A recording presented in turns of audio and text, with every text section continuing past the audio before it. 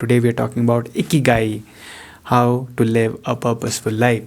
अब क्या हुआ कि मैं बहुत सारी बुक्स पढ़ रहा हूँ, ठीक है। तो मैंने बहुत सारी पहले बुक्स पढ़ती थी पर मैंने वो निकाली नहीं उस टाइम। तो अब मैं काफ़ी ज़्यादा सोच रहा हूँ कि मेरे पास जो मैं जितनी भी मैंने पढ़ी हैं बुक्स, उनको एक करके तुमको बताता रहा हूँ। अब मैंने ये बुक पहले पढ़ी है बट मेरा एक दोस्त था वो पढ़ रहा था, तो आई वाज लाइक कि नहीं मेरे को भी फिर से पढ़नी है। तो आई ऑर्डर्ड इट अगेन क्योंकि मेरे को घर में मिली नहीं। आई गेस मैंने किसी को दे दी है, आई डोंट नो। तो इस बार जब मैंने बुक पढ़ी तो मैंने इसलिए नहीं पढ़ी कि सिर्फ मेरे को पढ़नी है, मैंने इसलिए भी पढ़ी कि तुम्हारे को भी बताना है इसमें क्या क्या है। एंड मैंने इकिगाई देखा है, बहुत लड़कियाँ लोग ज़्यादा पढ़ती हैं जस्ट बिकॉज ये एस्थेटिकली बहुत अच्छी है। एस्थेटिक काफ़ी अच्छा है, तुम्हारा इंस्टाग्राम पे स्टोरीज डालनी है तो वेरी गुड बुक। तो उसके लिए भी तुम खरीद सकते हो, डिस्क्रिप्शन में लिंक है, go check it out.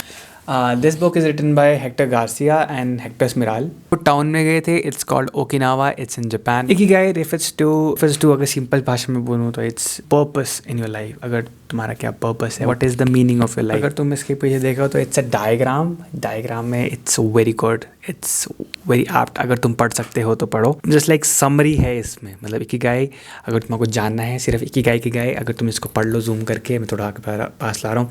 It's all it is. So it is जो इस सर्कल में मैं पढ़ के बता देता हूँ। What you love, what are you good at, what the world needs and what can you be paid for.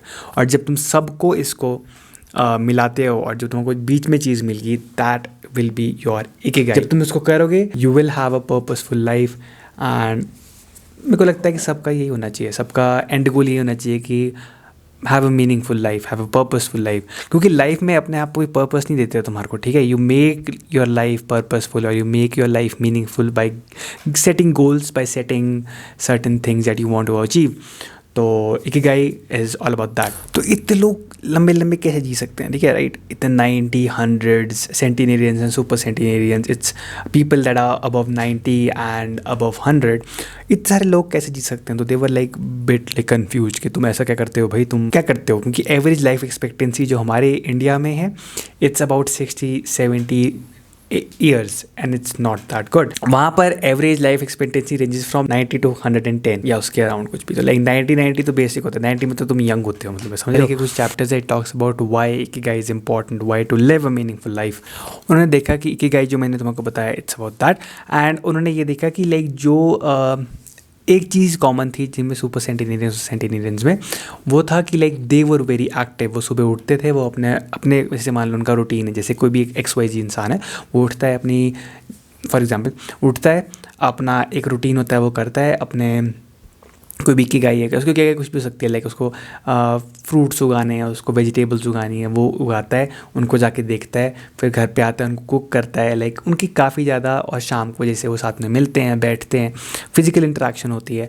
तो ये कुछ रूटीन्स है जो कि उन्होंने देखे कि ये कंसिस्टेंट रहे हैं। उसके साथ साथ उनका जो लाइफस्टाइल था वो बहुत एक्टिव था। इतने साल के होने के बावजूद उनका लाइफस्टाइल था बहुत एक्टिव था। All of them had a purpose जो उनको सुबह उठने के लिए प्रेरित करता था। वाओ, हिंदी मेरी, बट प्रेरित करता था सुबह उठने के लिए। They were excited to get up in the morning. That kept them going even at the age of 90 and 100। उनके पास कुछ था करने को। सबकी अपनी अपनी इकिगाई है, किसी की सुशी बनानी है, किसी की पॉट्स बनानी है, किसी के मग्स बनानी है। तो फन फैक्ट, जो स्टीव जॉब्स थे, he was very fond of Japanese and Japanese culture.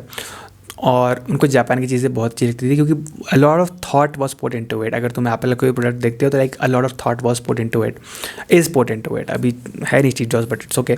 तो वहाँ पर उनका वर्क कल्चर देखा उनको कितना अच्छा है। तो that was the thing that led him to make Apple. थोड़ा सा पार्ट रोल प्ले किया जापान ने। अब उन्होंने जब वो US में थे तो उन्होंने ना मग्स मंगाए थे। उनका एक नोन इंसान था वहाँ जापान में, उनसे मग्स बनाए थे। तो 7 मग्स का पीस बनाया, सेट जो होता है वो मंगवाया था। तो उस बंदे ने उनके 7 मग्स को बनाने के लिए वो इतना परफेक्शन चाहता था। जैसे स्टीव जॉब्स परफेक्शनिस्ट थे, वैसे वो भी परफेक्शनिस्ट था बंदा, मैं उसका नाम नहीं याद आ रहा, बट वो भी परफेक्शनिस्ट थे। और उन्होंने कम से कम 200 पीसेस ऑफ मग्स बनाए just to sort out, just to make them दो 7 मग्स और उनको वो देने के लिए। तो प्रेटी गुड। उसको ऐसे लगा कि काम है, उसको ऐसे लगा कि गाय, और उसको सबसे बेस्ट चीज़ करनी है बेस्ट लोगों के लिए। और वो ऐसे नहीं था कि स्टीव जॉब्स बड़े थे इसलिए ही उनको ऐसा किया, और लोगों के लिए भी वैसे ही काम करता था। ये गेट मी।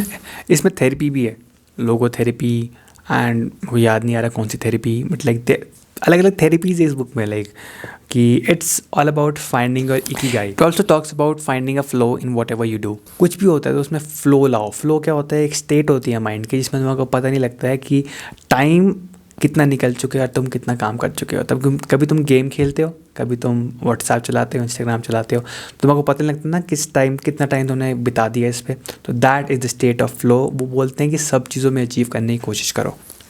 कोई भी एक्टिविटी उसमें इतना लीन हो जाओ कि लाइक तुम्हारे को आसपास से कोई फ़र्क ही नहीं पड़ रहा, तुम डिस्ट्रैक्ट हो ही नहीं रहे हो, तुम वही काम करे जा रहे हो। Basically what I learn from this book was you should eat healthy, you should live an active life and you should find your purpose, your meaning in life. अब you should talk to people more और smile more. And जब तुम ये चीज़ें करते हो then you will probably I can not guarantee but you can live. अगर तुम किसी ट्रक से हिट हो जाते हो तो I don't know, but touch wood तुम नहीं हो, ठीक है, तो you can live a very good and happy and meaningful life. और वो एंटीऑक्सीडेंट्स रिच डाइट को भी बहुत प्रमोट करते हैं, green teas and white teas and so on. तो वो लाइक बहुत ही एंटीऑक्सीडेंट्स के लिए वो है। अगर तुमको टी नहीं खानी तो लाइक तुम फ्रूट खा सकते हो। मैं फ्रूट खाता हूँ बहुत सारे, तो हाँ तुम उसको रिप्लेस कर सकते हो। सबसे अच्छा कॉन्सेप्ट लगा इस बुक का मेरे को, it's about the wabi sabi concept. ये क्या बोलता है? Wabi sabi and resilience. ये क्या बोलता है? That in Japanese culture they don't correlate beauty with perfection. ऐसा नहीं होता है। और they believe in celebrating the inherent imperfections, क्योंकि that makes you different from other people, right. तुम इसीलिए हो क्योंकि तुम्हारे वो इनपरफेक्शंस हैं। जब कोई इंसान तुम्हारे कुछ बताने की कोशिश करता है तो the best way to know is that कि वो कितना सिंपल भाषा में दिमाग को वो रख सकता है। सिंपल भाषा में रखे तो he is a good writer, he is a good teacher. उसको पता है वो क्या बात कर रहा है। मैंने पिछली वीडियो में भी बात करी है। और इस बुक में it's written very simply, it's not trying to be a very philosophical book, it's very good. Give it a read. नीचे डिस्क्रिप्शन में लिंक है, you can go check it out. That was it for the video. अगर if you like the video please like it, comment करो नीचे कि तुम्हारा कैसी लगी, and subscribe to the channel and I will see you in the next one. और अगर तुमने मेरे को इंस्टाग्राम पे फॉलो नहीं किया है तो it's @chindi_podcast। Go follow me there and we can have good conversations. तब तक के लिए टाटा बाय बाय, शब्बा खैर, कैलाश खैर।